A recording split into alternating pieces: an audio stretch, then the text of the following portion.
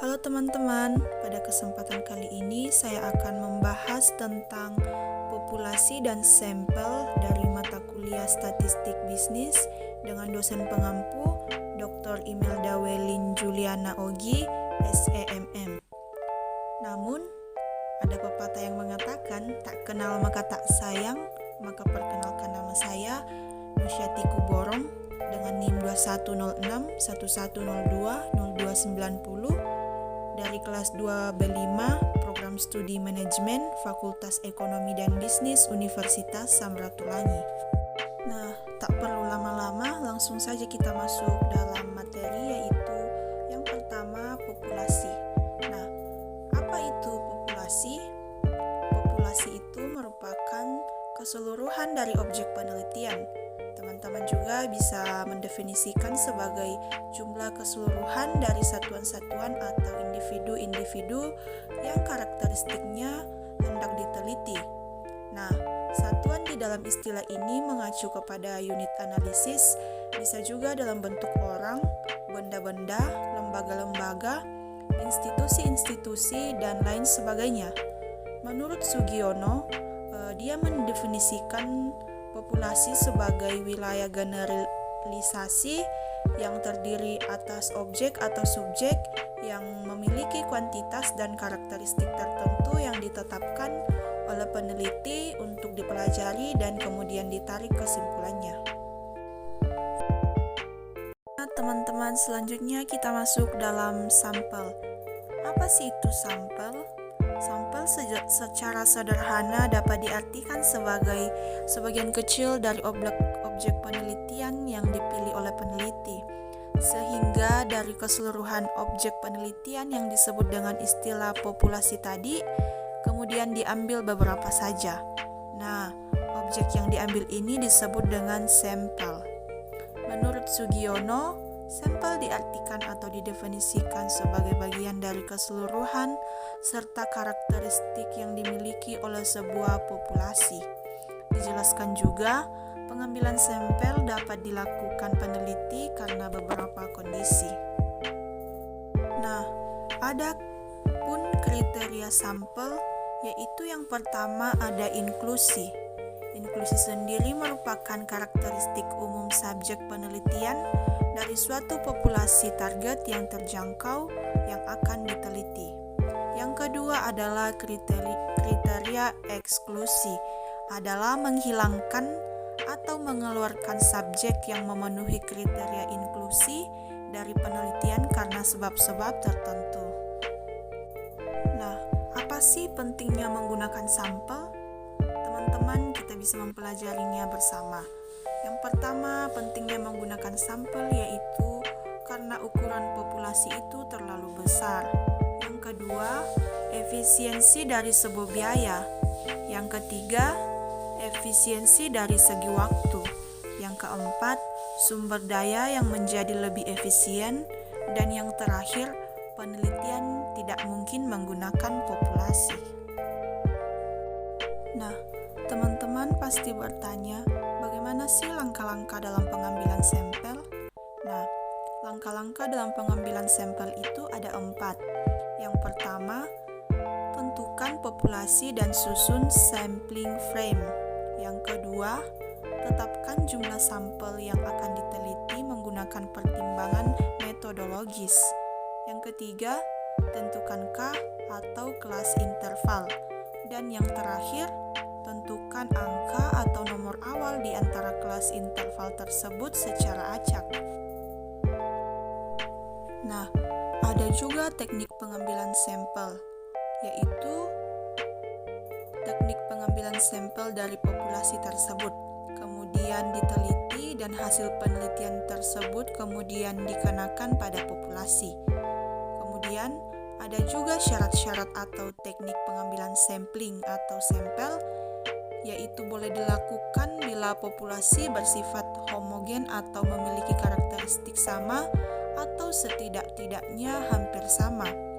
Dan bila keadaan populasi bersifat heterogen, maka sampel yang dihasilkannya dapat bersifat tidak representatif atau tidak dapat menggambarkan karakteristik populasi. Yang kedua yaitu teknik sampel bertingkat atau multi-stage sampling, merupakan proses pengambilan sampel yang dilakukan secara bertingkat, baik bertingkat 2 maupun lebih. Dan yang terakhir yaitu cluster sampling, adalah teknik sampling secara berkelompok. Nah, pengambilan sampel jenis ini dilakukan berdasarkan kelompok atau area tertentu, teman-teman. Tujuan dari metode cluster random sampling antara lain untuk meneliti tentang suatu hal pada bagian-bagian yang berbeda di dalam suatu instansi. Teman-teman, kita masuk dalam teknik penentuan sampel. Yang pertama, pengambilan sampel acak sederhana atau simple random sampling. Sampel acak atau probability sampling adalah suatu teknik pengambilan sampel yang menggunakan kaidah peluang dalam proses penentuan sampel. Untuk dapat menerapkan kaidah peluang dalam proses penentuan sampel, maka diperlukan suatu kerangka sampel atau sampling frame. Kerangka sampel adalah suatu daftar yang berisi kumpulan elemen-elemen populasi beserta informasinya. Nah, elemen-elemen populasi dapat juga berupa benda atau makhluk hidup yang bersifat nyata dan dapat diidentifikasi untuk dijadikan objek sampel. Selanjutnya teman-teman, kita masuk dalam ukuran sampel atau sampel size. Ukuran sampel atau sampel size yakni jumlah subjek yang diperlukan dalam sebuah penelitian merupakan aspek penting dari sebuah penelitian karena menentukan presisi atau ketelitian, estimasi atau taksiran tentang parameter populasi yang diteliti, dan reliabilitas atau konsistensi kesimpulan tentang hipotesis yang diuji. Nah, teman-teman, di sini sudah ada contoh. Teman-teman bisa melihat contoh penyelesaian menggunakan rumus Slovin. Rumus Slovin sendiri yaitu N kecil sama dengan N dibagi N dikali D ditambah 2 ditambah 1, di mana N kecil itu sama dengan sampel, N besar itu populasi, dan D itu merupakan nilai presisi 95% atau sama dengan 0,05.